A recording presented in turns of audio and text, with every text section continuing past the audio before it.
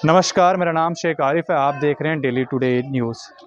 कल तक ये घर जिस परिचय का मोहताज था, आज वो घर में रोज़ मीडिया के लोग आ रहे हैं, इनका बाइट लिया जा रहा है। ये घर है निशा यादव का, वही निशा यादव जिन्होंने पर्वतरोही का काम कर रहे हैं। लगातार वो माउंट पे चढ़ रहे हैं और ये बिलासपुर किले और पूरे छत्तीसगढ़ के लिए काफ़ी गर्व की बात है, क्योंकि ये निशा यादव का घर है। ये बिलासपुर के चिंगराजपारा स्थित ये घर है। मैं चाहूँगा कैमरा पर्सन को थोड़ा माहौल दिखाए कि बच्चे खेल रहे हैं, ये माहौल कैसा है।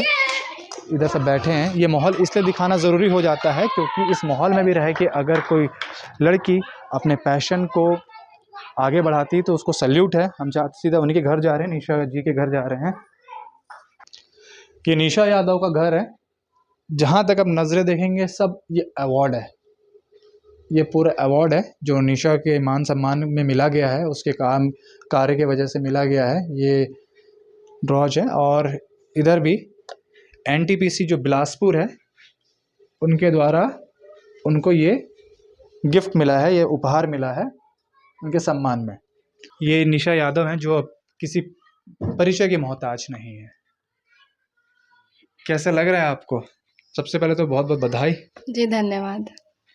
मैं बहुत खुश हूँ क्योंकि इतने दिनों से, दिन ही नहीं कई सालों से मैं अपने इस क्षेत्र में आगे बढ़ने के लिए प्रयास कर रही हूँ और फिर अचानक मुझे सब सहायता करने लगे और एक दिन सुबह अचानक सीएम जी का मुझे वीडियो कॉल आता है और वो कहते हैं कि आपका जो सपना है वो मैं पूरा करूँगा।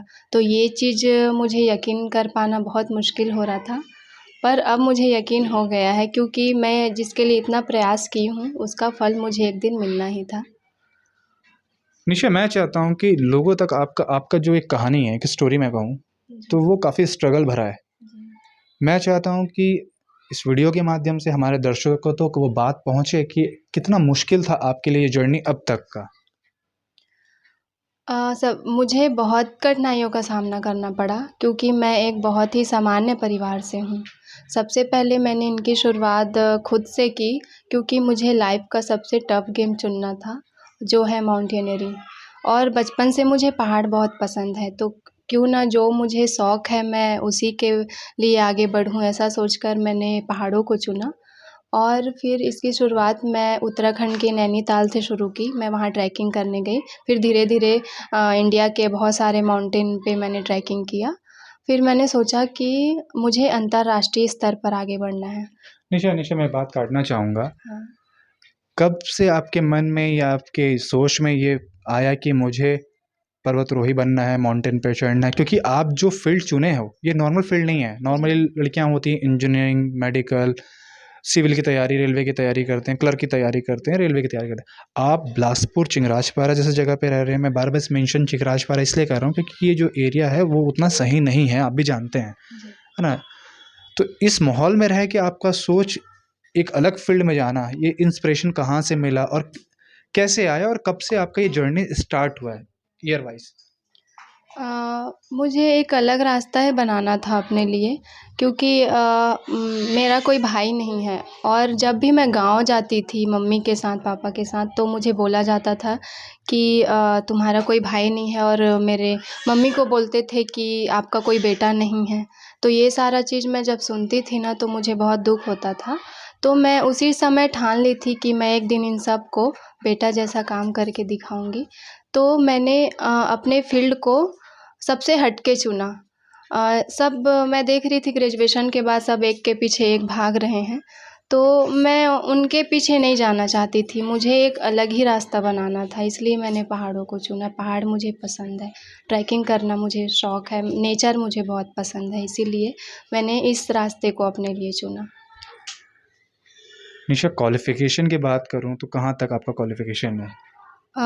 मैंने पोस्ट ग्रेजुएशन किया है और अभी मेरा बीपीएड चल रहा है कानपुर से। और मैं ऐसे पार्ट टाइम जॉब करती थी क्लिनिक में, उसके लिए मैंने जीडीए जनरल ड्यूटी असिस्टेंट भी किया हुआ है और कंप्यूटर नॉलेज के लिए पीजीडीसीए भी मैं की हूँ सीवी रमन यूनिवर्सिटी से। कुछ छोड़े हो आप? सभी तो कर रहे हो ना? हाँ, थोड़ा थोड़ा सब की हूँ मैं। अच्छा आंटी जी, आपसे सवाल ही पूछना है मुझे। मैं चाह रहा था कि आपका कितना परिश्रम रहा है, अंकल जी का कितना परिश्रम रहा है निशा को यहाँ तक पहुँचाने में, और कितने तकलीफ का आपने सामना किया है निशा को यहाँ तक पहुँचाने में।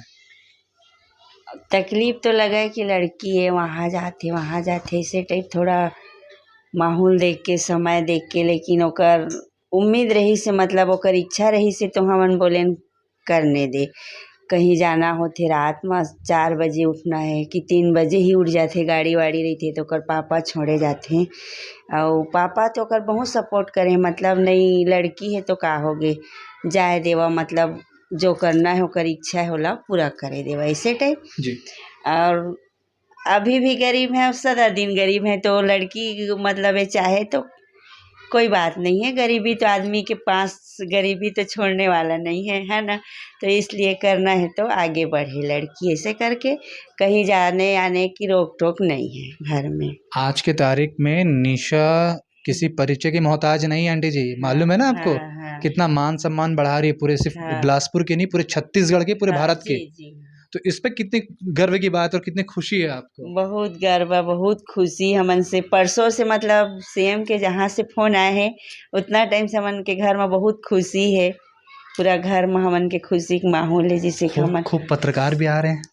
खूब पत्रकार आए, परसों से 3 रोज हो गया, आज खूब पत्रकार आए, सब आए, मिले आए, फोन में बात भी हुए, ऐसे सीएम से बात हुई, ऐसे कर कर के खुशी में सब फोन वोन में बात सब करे, तो बहुत अच्छा लगी कि हम अलग कोई नहीं जाना था। इसे आज बेटी के जरिए सीएम के फोन आई से, तो हमारे बहुत बड़े खुशी के बात है, हमारे नसीब के बात है। सही बोले। अच्छा आंटी, जब निशा ये सब ट्रैकिंग करने जाती थी तो आस पास के जो लोग हैं, जो समाज के लोग हैं, इस जगह के लोग हैं, वो कुछ बोलते थे क्या?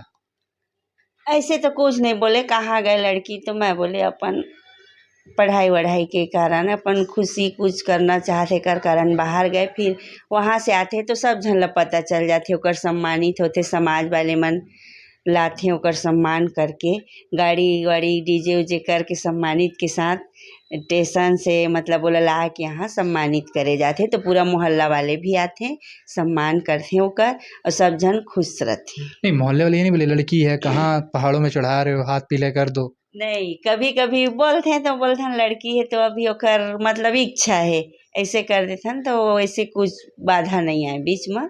लड़की मतलब बोला करना है, आजकल के पढ़े लिखे समझते, कोनो समझ जाते कि लड़की तो का होगी, कुछ करके दिखाते, ऐसे टाइप। और बाहर से आते हैं ना, तो सब पूरा मोहल्ला वाले भी आते हैं, बहुत मेरे भीड़ उड़ रहते, गाड़ी वाड़ी में आते, और सब जन खुशी जाहिर करते हैं। निशा, जब मुख्यमंत्री जी का फ़ोन आया था, क्या एक्साइटमेंट था? मुझे तो कुछ नहीं पता था इस बारे में, वो अचानक ही वहाँ से फ़ोन आके मुझे कहते हैं कि मुख्यमंत्री जी आपसे बात करने वाले हैं, आप 2 मिनट में रेडी रहिएगा।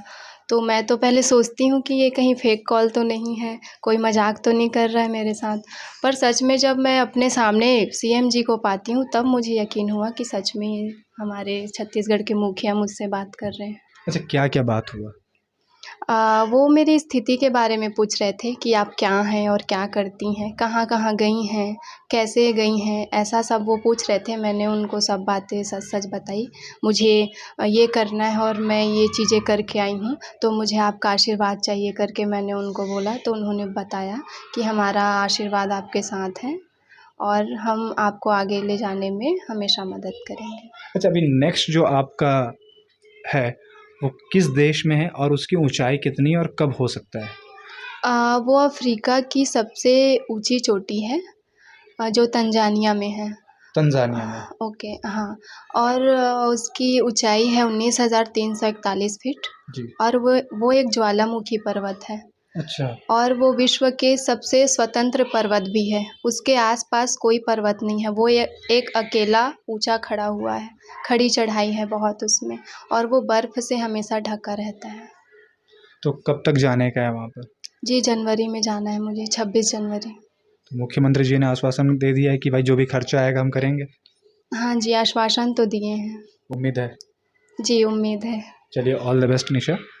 और ये भी बताना बहुत ज़रूरी है, जिस घर में हम शूट कर रहे हैं ये निशा यादव का घर है, उनकी माताजी हैं और पिताजी हैं नहीं, वो ऑटो चालक हैं। और गर्व से कहने की बात है कि वो ऑटो चालक हैं। ऑटो चालक रहते हुए अगर कोई अपनी बच्ची को उसके पैशन में आगे बढ़ाता है तो सल्यूट है, सलाम है ऐसे माता पिता को और ऐसी बेटी को, जिन्होंने ना केवल बिलासपुर, छत्तीसगढ़, पूरे भारत के लिए एक मिसाल बनी है कि कैसे अगर आपकी सोच, आपका जज्बा बड़ा हो तो कोई भी काम आपको बड़ा नहीं लग सकता।